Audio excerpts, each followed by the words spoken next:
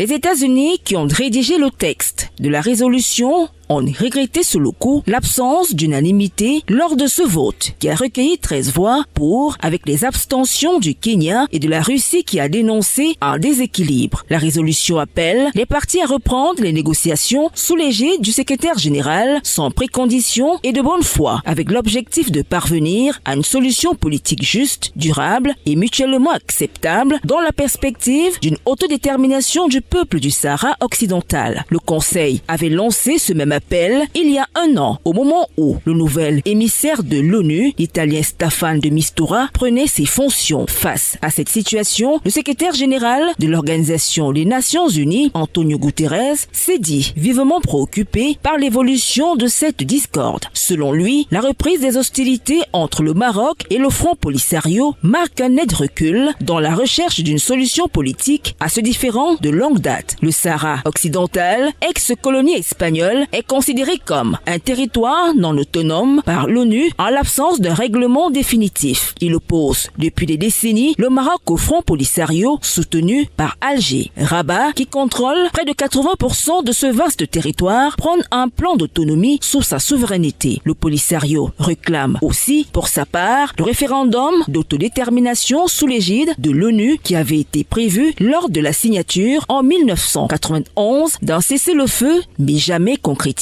La résolution adoptée ce 27 octobre appelle donc les partis à coopérer pleinement avec la mission de l'ONU, la MINURSO, dont le mandat a été renouvelé pour un an jusqu'au 31 octobre 2023.